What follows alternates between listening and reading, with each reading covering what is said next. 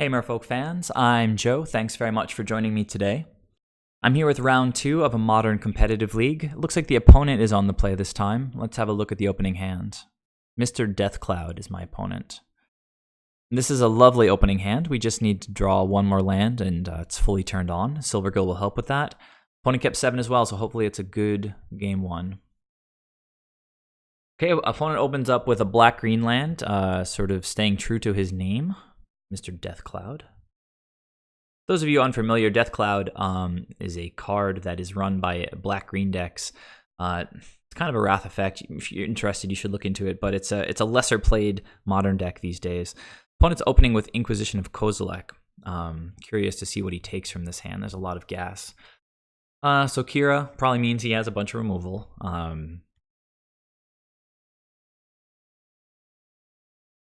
And so AEther Vial is pretty hot off the top. I didn't have a turn 1 play, but now I do, and it's our best one. So feeling like it's going to be pretty hard for me to lose this game at this point. Dark Confidant might have something to say about that. Okay, so AEther Vial is going to go to 1. Cursecatcher would be great here to stay on curve. We hit another Island Walk Lord. It's a lot of gas in hand. I'm just going to play this Silvergill Adept out, reveal one of the lords. And what do we got? A land, maybe? Ugh, another Island Walk Lord. Well, let's see how it goes. The opponent revealed a land off of Dark Confidant, not touching their life total, drawing extra cards at no cost.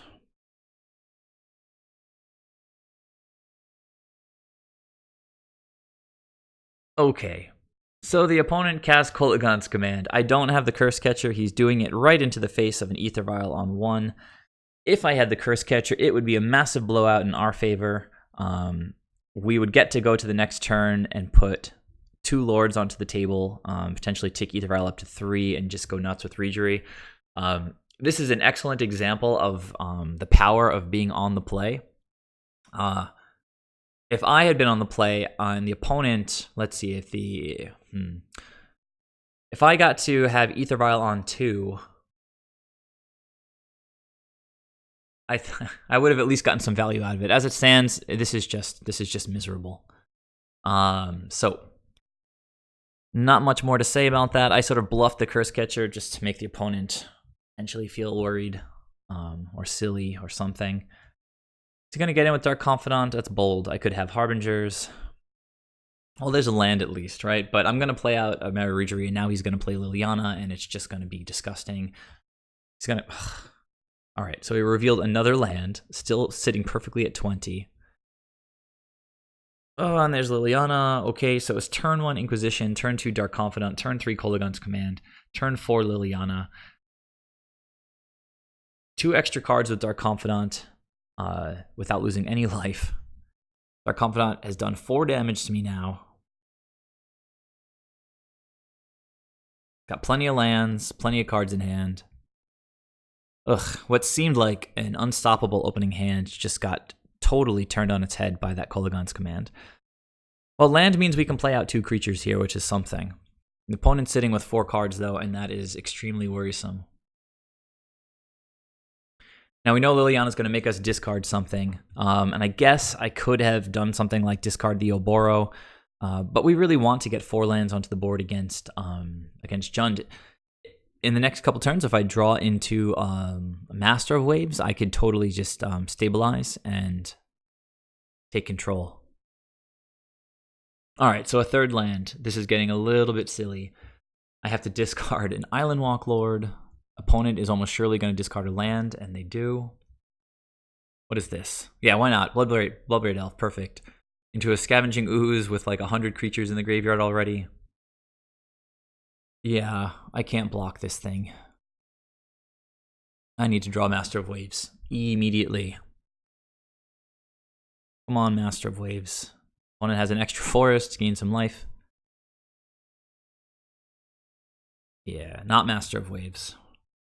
So let's get Liliana off the table. The opponent can double chump if they want, but I want to kill her. I'd rather not lose one of my guys this way. Opponent's putting on a lot of pressure with these creatures. but I can afford to take a turn off attacking just to go for Liliana. If I had gone after Liliana with one of my guys and after the opponent's life total with one of the others, I think he would have been very comfortable just blocking with the Scavenging Ooze after going up to 3/3. He's going to draw 2 more cards next turn. He's going to draw creatures and lands and removal spells. So protecting Liliana against one attacker, I think it would have been an easy decision to chump block with the Scavenging Ooze, because Liliana would just get to -2 next turn anyway to get rid of one of my creatures. So I went after her with both of these guys. I've got 12 power on board, but it's really not doing very much for me. The double Lord of Atlantis is obviously vulnerable to Maelstrom Pulse if the opponent is running it. Opponent gains a life, taking them back up to 20. All right, so opponent finally drew an actual card off of Dark Confidant and goes down to 18. Getting in with his 2/3 power creatures. I can't afford to block here because we know he has the Terminate. So if I block, he gets to kill one of my other lords, and then I would trade a lord for the Bloodbraid Elf. Doesn't seem very good, and then I'd be left with a 2/2 on the table against a virtually kind of infinite Scavenging Ooze. No, I just took 6. The opponent didn't pump at all in response, which made me think he had some big spell to play. Tarmogoyf. All right. So that's what this Dark Confidant has been drawing all game after he picks up the lands for free, is multiple 6/7 Tarmogoyfs. So it's kind of wild, right? Because the Jund opponent has drawn 4 extra cards off of Dark Confidant. 4 cards for 2 life. He has 5 creatures on board. We went through a Liliana of the Veil. And if I top deck a Master of Waves right now, I am probably favored to win this game. I would get 7 tokens. Now, the opponent can gain a bunch of life with the Scavenging Ooze, but the stabilization that Master of Waves would give me would be insane, because if the opponent, let's see, if I've got 7 tokens, let's say the opponent just attacks with everybody except Bob, right? Then what if I throw 4 tokens in front of them, leaving me with 3 tokens? Then I'm cracking back with a 5/4 Master of Waves. That's 5 plus 12 is 17 plus 3 more tokens. So Master of Waves would just sort of prevent them from even attacking, giving me turns just to draw into Spreading Seas and sort of close things out. So I do have live draws here, even though we're just getting crushed by this Dark Confidant. It's a good reason to run Dismember in the main. It's just to deal with this guy. It's not so much of a threat that, I think you have to run Dismember in the main, but it is one of the good reasons to run Dismember. Now, this Lord is not good enough. The opponent is at 18, and I actually scooped when I drew this Lord. I knew that he had the Terminate in hand, so play out a Lord, get it terminated, and I'm sitting here with these 4/4s at 7 life. So if the opponent, let's see, if he just cracks in with everybody, I can block, take 5. The opponent's going to have 4 cards in hand. And it's not good blocks, right? The opponent has, let's see, 3 creatures in my graveyard. And so 3 creatures that he could eat next turn. The Skoos can be a 6/6. The opponent's going to go to 21. Just drawing too many extra cards, couldn't keep up, and gave up there. So again, I'm gonna try to not do the look away thing. So hopefully, we'll be back for game 2 in just a second. All right, guys, back for game 2. I'm gonna be on the play this time. And yeah, 0 lands, that's awesome.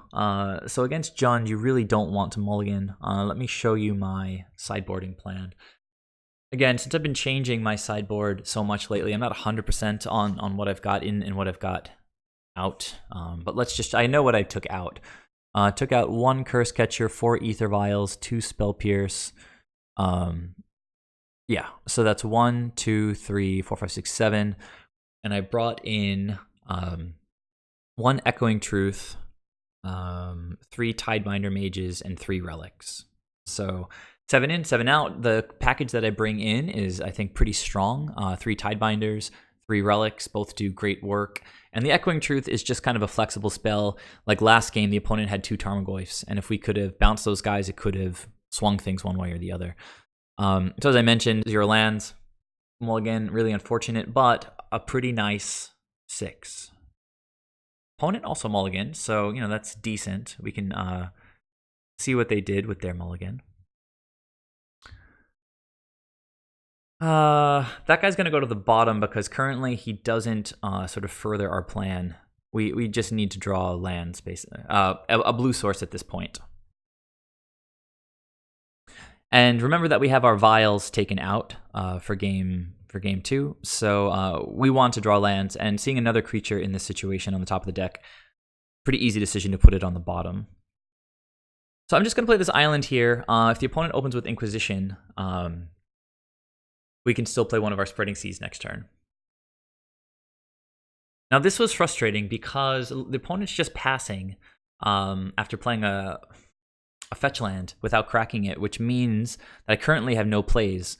Drawing a Silvergill Adept would be optimal here, but I can't even use my Spreading Seas right now.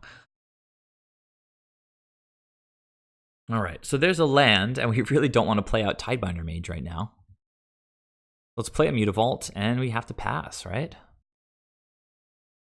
Another fetch land and another pass. Oh my god. Well, at least we've got our lands online, so that's good. We can throw out a Reejerey here. See how that goes. Just right into, you know, whatever, Kolaghan's Command or Liliana of the Veil. Let's see. The opponent's finally getting some actual lands here. Blackcleave Cliffs. All right, Kolaghan's Command. Why not? Man, it's wild how this worked. I'm starting to wonder whether I should have just played out Tidebinder Mage on turn 2 as a beater. Let's imagine that I had this Tidebinder out and see how it goes. He's making me discard a card. And as ridiculous as it seems, I think I'm going to discard the Tidebinder because, as I mentioned, I want lands and I've got 2 card draw spells. If the opponent's a little bit stuck on lands, we can potentially gain some tempo back here. All right, so I'm going to discard Tidebinder Mage. Ugh, sideboard tech. These were really frustrating games against John. Let's see how this one develops. Well, that's gas. It's at least something. I'm definitely going to take the opponent off of green. Let's start with that. Okay, did not want to draw that island. So, you know, it's possible that I should have just discarded the island last turn instead of the Tidebinder, with the hope that I would have played a Spreading Seas and then drawn into another land. Of course, there's a lot of lands in the deck, but I really wanted to play both of these spells this turn, but in hindsight, it was probably incorrect, and I'm getting a little bit punished for it. Drawing an extra land here.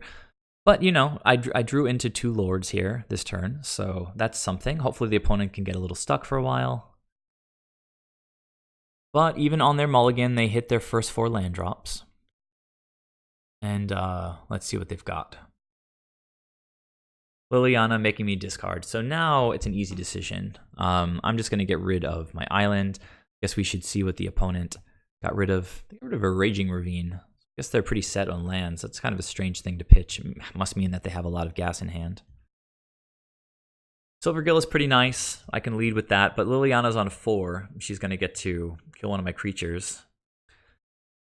Now, I revealed the Island Walk Lord, and I'd love to play out this Reejerey, but I don't want the opponent to know everything we have in our hand. And also, I can play the Oboro, and if the opponent wants to make me discard, I can pick it back up. I'm going to go with the Island Walk Lord here.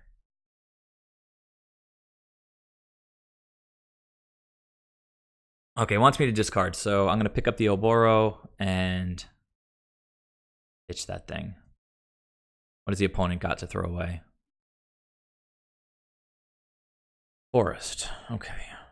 Bloodbraid Elf into Scavenging Ooze. So typically we want to see Scavenging Ooze, Tarmogoyf, things like that. We really don't want to see, even though Bolt is lower on the curve and in theory less valuable, Bolt gets rid of one of our creatures, Liliana cleans up the other one, and it just becomes really hard to deal with. We can usually just swim right past creatures.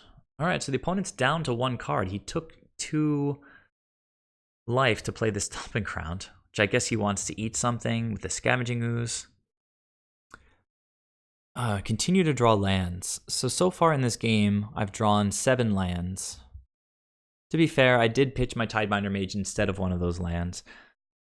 I think we have to go after Liliana right now. Even though the opponent is potentially representing Lightning Bolt, they've only got 1 card in hand, and we can't play around Lightning Bolt if they're on a single card. I thought about, let's see, this is a moment when I might have made an error. I'm pretty sure here that I went after both, with both creatures after Liliana, not the Island Walk Lord. Let's go to attacks. So, Liliana and Liliana. Now, I guess if the opponent had a Bolt, they would hit the Island Walk Lord,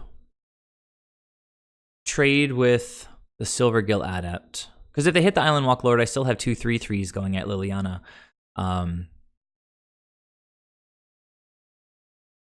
They could, let's see, if they bolt the Lord, they could just trade with Bloodbraid Elf.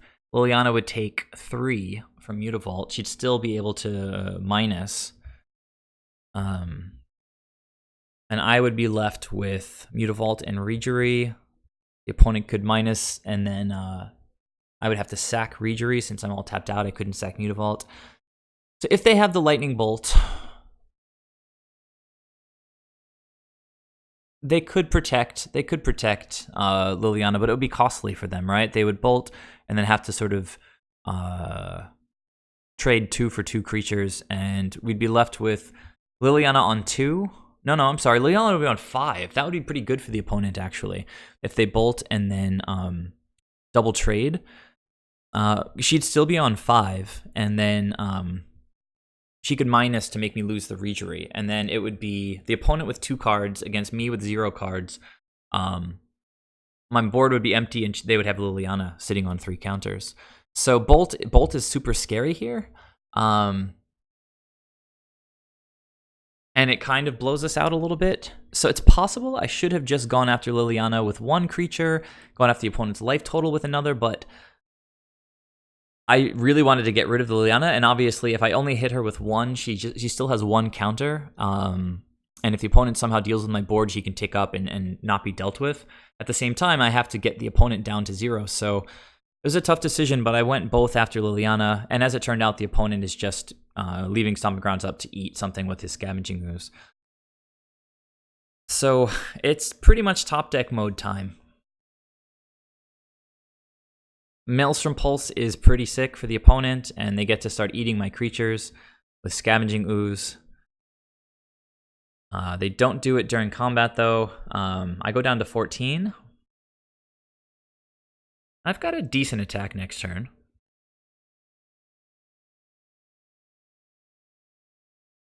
Oh, Kira's okay, but I've been really, really hoping to draw into a Master of Waves. Let's go ahead and play out this Kira here.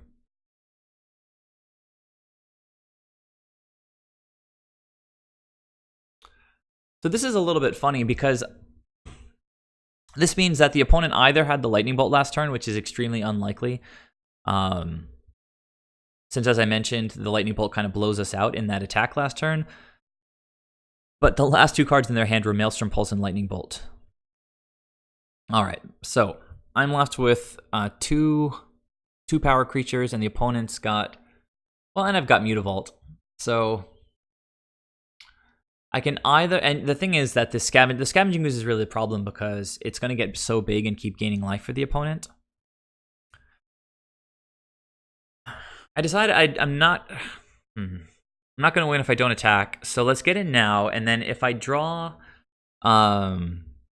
Master Waves is still great. If I draw an Island Walk Lord, I'm getting in next turn for 6/8.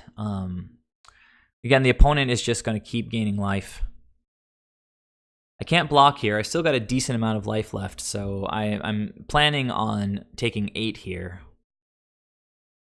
As it turned out, it was 7. The opponent only used 1 of their green sources. And then a Tarmogoyf. So things are getting really, really tough. We're getting into a spot again. The opponent has been top decking really, really well. I guess I drew Kira, so I can't complain.